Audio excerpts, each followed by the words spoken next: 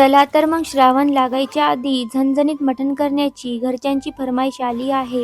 चला मग बनवूया. मटण स्वच्छ धुवून हळद मीठ लावून मॅरिनेट केलं. हंडीमध्ये तेल तापेपर्यंत इकडे लसूण अद्रक वाटून घेतला. मटण टाकून शिजवून घेऊ.